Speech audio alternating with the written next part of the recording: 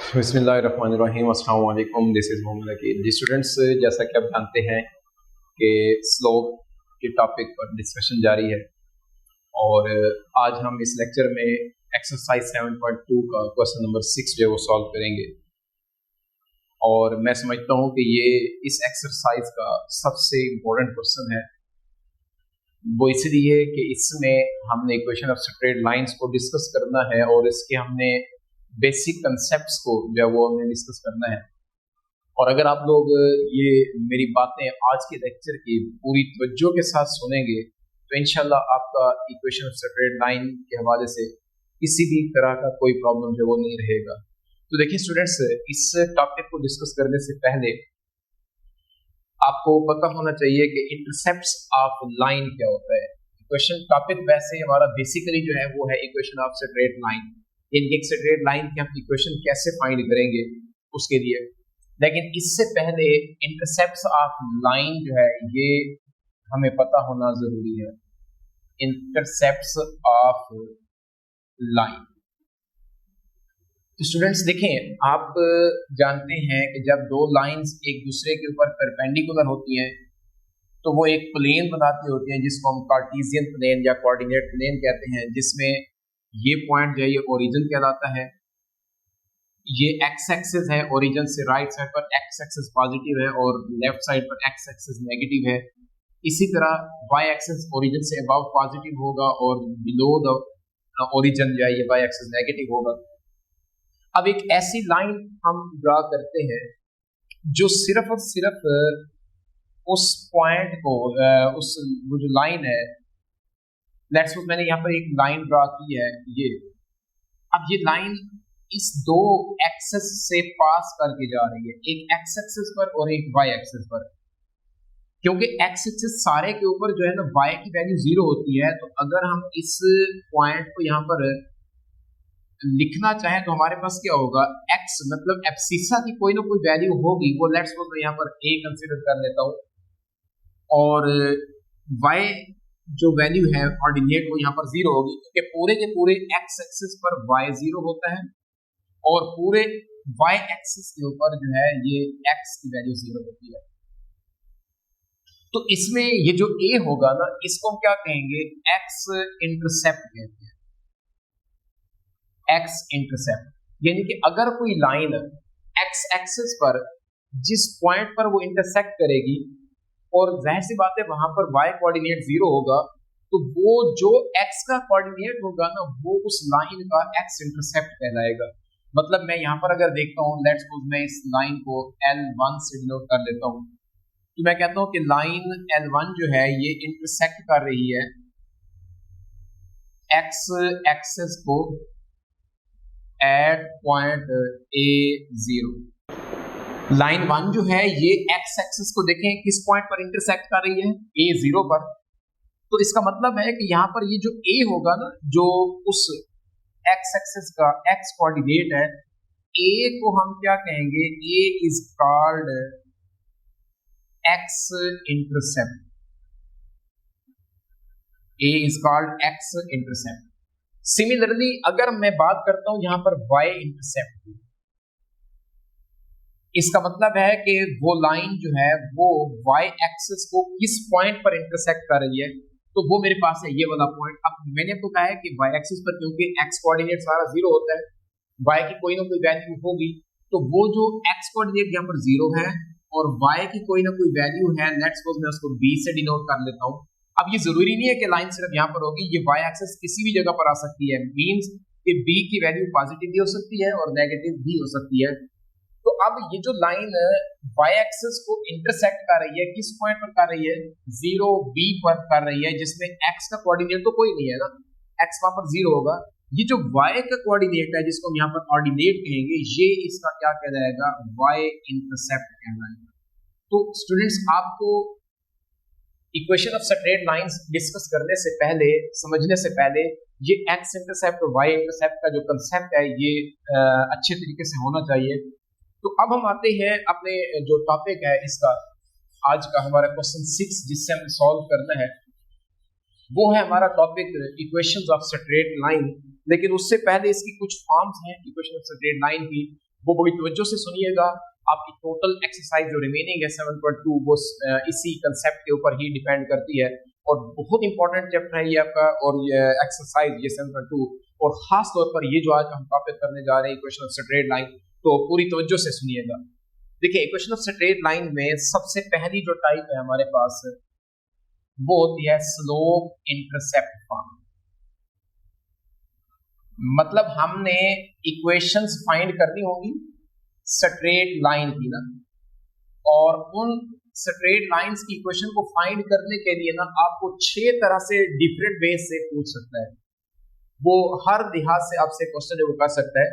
तो सबसे पहली जो टाइप होगी ना आपसे वो डिमांड कर सकता है कि वो जो इक्वेशन स्ट्रेट लाइन की है इसकी स्लोप इंटरसेप्ट फॉर्म जो वो कौन सी होती है। तो देखें, अब लेट्स सपोज मैंने जैसे अभी आपके सामने प्लेन ड्रॉ किया था, स्लोप इंटरसेप्ट फॉर्म, यहाँ पर दो बातें हैं, एक स्लोप की बात कर रहे हैं और दूसरा इंटरसेप्ट कर रहे हैं। अब इंटरसेप्ट में दो चीजें आ जाती हैं, वाई इंटरसेप्ट भी है और एक्स इंटरसेप्ट भी होगा। तो यहाँ पर देखें, अगर हमारे पास स्लोप इंटरसेप्ट फॉर्म आती है इक्वेशन की स्ट्रेट लाइन की, तो वो होती है m y is equal to m x plus c, where m is slope, आप जानते हैं कि स्लोप को हम एम से रिप्रेजेंट करते होते हैं, एंड सी इज इंटरसेप्ट। सी जो है ये क्या है, इंटरसेप्ट है। अब ये इंटरसेप्ट जो है ना ये क्या हो सकता है, एक्स इंटरसेप्ट भी हो सकता है और वाई इंटरसेप्ट भी हो सकता है। ये मैं अभी आपको इसकी लाइन जो वो ड्रा करके देता हूँ। लेट्स सपोज आपके पास कोई एक ऐसी लाइन आ जाती है जिसका वो कहता है कि आप इसकी इक्वेशन फाइंड करें, और आपको यहाँ पर वो दो चीजें दे देता है, एक इसका स्लोप दे देता है और एक देखिए यहाँ पर आप गौर करें तो ये लाइन सिर्फ वाई एक्सिस को इस पॉइंट पर इंटरसेक्ट कर रही है, तो ये आपको उसका इंटरसेप्ट भी दे देगा। मतलब जो वैल्यू आपको यहाँ पर वो देगा वो उसका वाई इंटरसेप्ट ही होगा, और वो किससे हम डिनोट कर रहे हैं यहाँ पर इस इक्वेशन में, सी के साथ।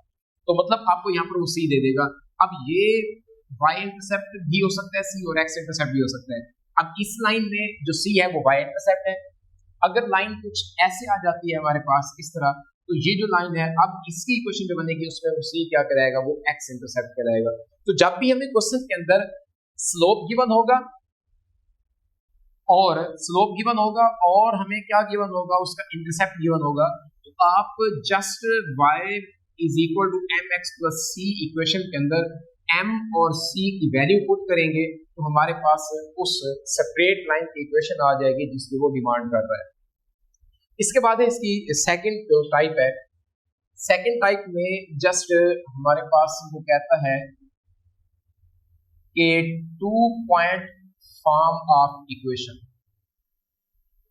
या पॉइंट स्लोप फॉर्म। इससे पहले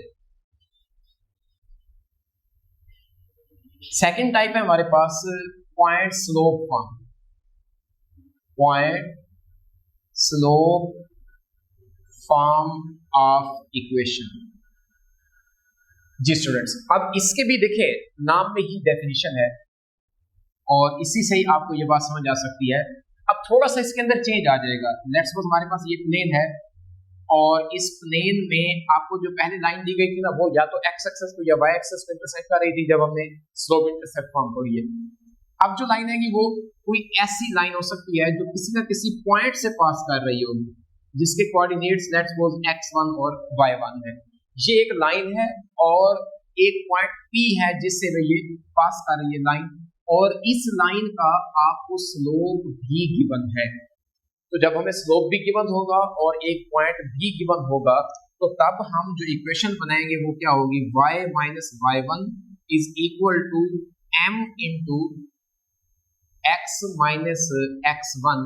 ये हमारे पास है point slope form of equation. तो स्टूडेंट्स इस इक्वेशन का यूज जो है वो बहुत ज्यादा है एमसीक्यूज के हवाले से भी और आपके क्वेश्चन के हवाले से भी, और ये बहुत इंपॉर्टेंट है। ये वाली फॉर्म हमने ज्यादा क्वेश्चंस में तकरीबन यही यूज करनी है।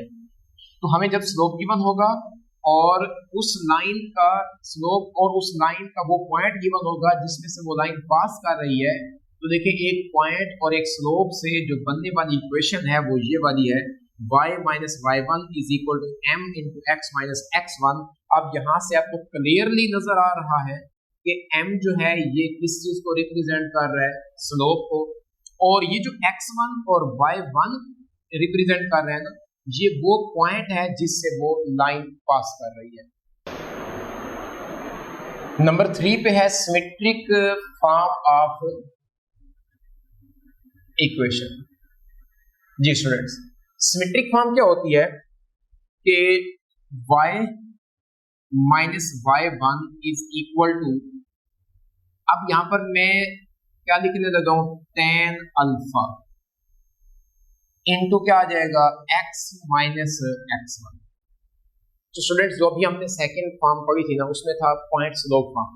अगर आप देखिए तो बेसिकली हमने लिखी वही है, वहां पर हमारे पास इस tan की जगह क्या आ जाता था, m हम पुट करते थे, और हमने प्रीवियस लेक्चर में कहा था कि स्लोप का एक दूसरा फार्मूला, दूसरी डेफिनेशन ये भी है। तो इसका मतलब है कि हमने फॉर्म वही लिखी है, लेकिन इसके जो नाम है वो थोड़ा सा चेंज हो गया है कि जब आप m की जगह tan अल्फा लिख रहे होंगे, मतलब अगर हमें उस लाइन को जिसको फाइंड करना है उसका स्लोप की बजाय आपको इंक्लिनेशन दिया गया है, एंगल दिया गया है, तो तब जब आप उसकी इक्वेशन फाइंड करेंगे ना, तो उसके लिए हम फॉर्म जो यूज करेंगे उसको सिमेट्रिक फॉर्म ऑफ इक्वेशन कहेंगे। और इसको मैं थोड़ा सा आगे मॉडिफाई करता हूँ अगर, तो हम इसको ऐसा भी तो लिख सकते हैं ना, tan अल्फा को sin alpha over cos alpha into x minus x1।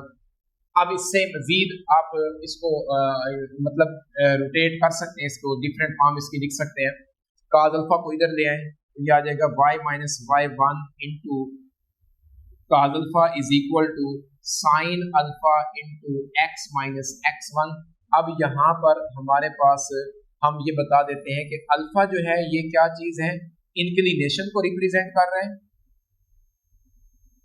And ये जो x1 और y1 है ये पॉइंट को रिप्रेजेंट कर रहे हैं।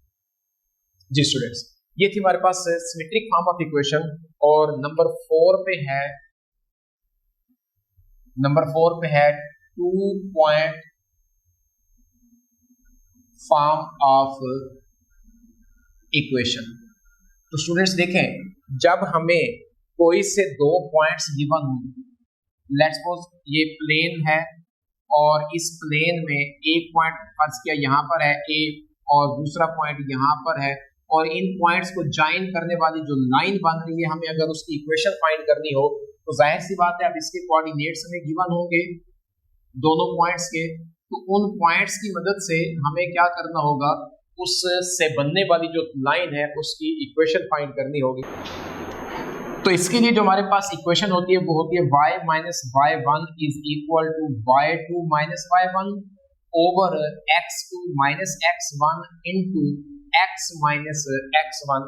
ये हमारे पास है 2 पॉइंट फॉर्म ऑफ इक्वेशन। और यहाँ पर फिर आप देखें तो मैंने वही पॉइंट स्लोप फॉर्म को ही यूज किया है, लेकिन अब मैंने यहाँ पर स्लोप की एक थर्ड डेफिनेशन जो थी, जो 2 पॉइंट फॉर्म से हम इक्वेशन इसकी डेफिनेशन करते थे स्लोप की, वो यहाँ पर यूज हुई है, क्योंकि हमें पता है कि ये स्लोप की डेफिनेशन ही है कि y2 minus y1 over x2 minus x1, ये वही फॉर्म आ जाती है।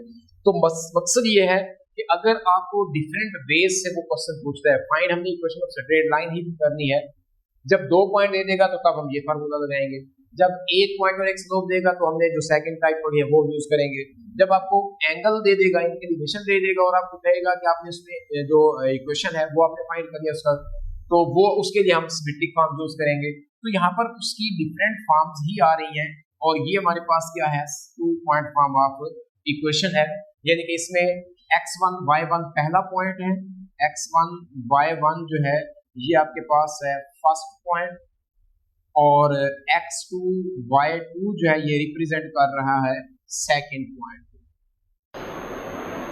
नंबर 5 पे है हमारे पास 2 इंटरसेप्ट फॉर्म ऑफ इक्वेशन।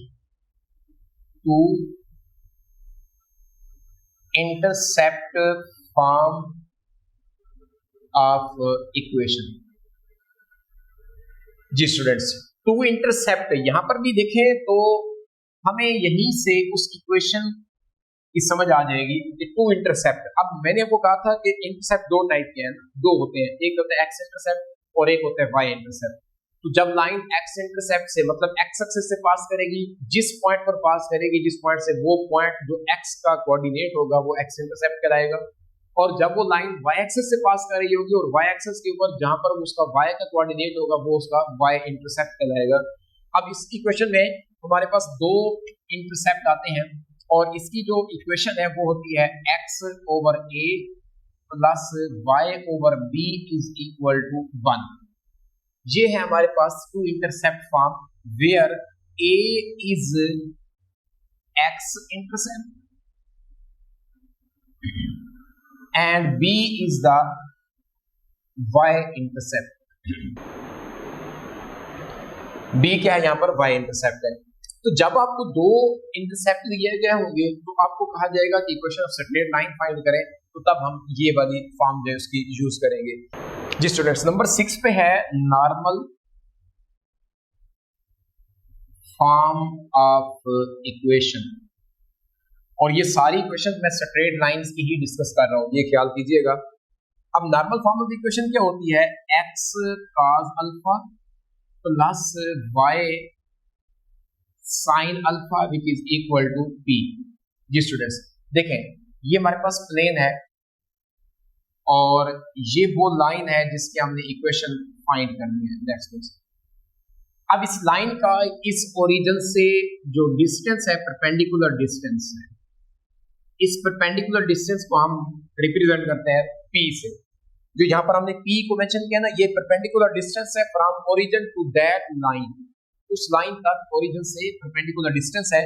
और अल्फा जो है ना, ये इस एक्स एक्सिस के साथ परपेंडिकुलर लाइन जो थी उसका जो बनाने वाला एंगल है, इंक्लिनेशन है, ये उसको रिप्रेजेंट कर रही है।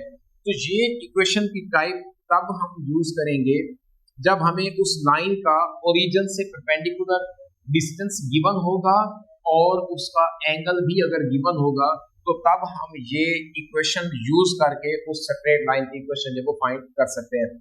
तो स्टूडेंट्स ये 6 टाइप थी। मैं एक दफा इसका एक शॉर्ट सा रिव्यू आपको देता हूं, उसके बाद हम क्वेश्चन पर आएंगे। तो हमने जो सबसे पहले डिस्कस किया इक्वेशन की टाइप, वो थी हमारे पास स्लोप इंटरसेप्ट फॉर्म। मतलब जब आपको किसी लाइन का स्लोप गिवन होगा और ये पता होगा कि वो किस एक्सेस से पास कर रही है, मतलब उसका एक्स इंटरसेप्ट गिवन होगा या वाई इंटरसेप्ट गिवन होगा। स्लोप को हम m से रिप्रेजेंट करते हैं और इंटरसेप्ट को आप c से रिप्रेजेंट करते हैं। जो पहली टाइप हमने की थी y is equal to mx plus c, हम उसमें इक्वेशंस में वैल्यूज पुट करेंगे तो हमारे पास इक्वेशन ऑफ स्ट्रेट लाइन जो वो फाइंड हो जाएगी। दूसरी टाइप में हमने कहा था कि जब आपको एक पॉइंट गिवन हो और एक स्लोप गिवन हो, मतलब जब वो लाइन किसी पॉइंट से पास कर रही होगी, आपको वो पॉइंट गिवन हो और स्लोप m गिवन हो, तो तब हम यूज करते हैं y minus y1 is equal to m into x minus x1। यहाँ पर x1 और y1 जो थे वो पॉइंट था जिसके कोऑर्डिनेट्स हमें गिवन है, जो पॉइंट जिसमें से लाइन पास कर रही थी, और m जो है वो उस लाइन का स्लोप है, ये भी हमें गिवन होगा। तो हम इस इक्वेशन के अंदर वैल्यूज को पुट करेंगे और वहां से हम इक्वेशन ऑफ स्ट्रेट लाइन जो वो फाइंड कर लेंगे। थर्ड नंबर पे था हमारे पास सिमेट्रिक फॉर्म ऑफ इक्वेशन, और सिमेट्रिक फॉर्म ऑफ इक्वेशन में क्या होगा कि जब आपको एंगल गिवन होगा और एक आपको पॉइंट गिवन होगा, तो आप क्या करेंगे, उसमें m y माइनस y1 हमने किया is equal to tan alpha into x minus x1। तो जब हमें एंगल गिवन होगा और एक पॉइंट गिवन होगा, एंगल इंक्लिनेशन, तब हम यूज करेंगे सिमेट्रिक फॉर्म ऑफ इक्वेशन और equation of straight line find करेंगे। इसी तरह नंबर 4 पे हमने डिस्कस की थी 2 पॉइंट फॉर्म ऑफ इक्वेशन, मतलब जब आपको एक ऐसी लाइन दी गई है जो 2 पॉइंट में से पास कर रही है, अगर वो 2 पॉइंट में से पास कर रही है और उस दोनों पॉइंट्स के कोऑर्डिनेट्स आपको गिवन है, तो आप उस फार्मूला के अंदर y minus y1 is equal to y2 minus y1 over x2 minus x1 और इनटू x माइनस x1 के अंदर जस्ट वैल्यूज रिप्लेस करेंगे तो हमारे पास इक्वेशन ऑफ स्ट्रेट लाइन जो है वो फाइंड हो जाएगी। लास्ट पे हमने डिस्कस किया है अभी हमने, जो कि हमारे पास क्या है नंबर 5 पे, sorry, 2 intercept form of equation. 2 intercept form क्या होगी कि ऐसी लाइन जब वो x एक्सिस से भी पास कर रही है और y एक्सिस से भी पास कर रही है, तो आपको x का जो इंटरसेप्ट था वो भी गिवन है और y इंटरसेप्ट भी गिवन है, तो देन हम यहाँ पर 2 इंटरसेप्ट फॉर्म ऑफ इक्वेशन जो है वो यूज करेंगे और उसके अंदर a और b जो इसका x और y इंटरसेप्ट है उसकी वैल्यूज पुट करेंगे, तो हमारे पास इक्वेशन ऑफ स्ट्रेट लाइन जो है वो मालूम हो जाएगी।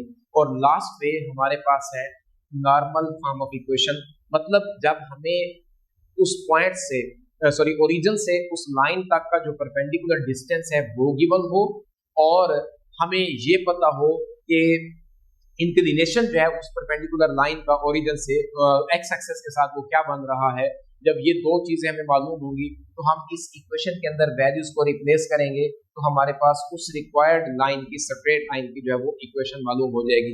इसके बाद एक दो बातें और वही बातें हैं जो मैंने आपको प्रीवियस लेक्चर्स में बताई हुई है, वो भी अपने माइंड में रखेंगे कि जब एक लाइन जो होती है ना वो हॉरिजॉन्टल होती है, हॉरिजॉन्टल लाइन के वक्त जो हमारे पास उस लाइन का जो स्लोप होता है वो क्या होता है, जीरो होता है।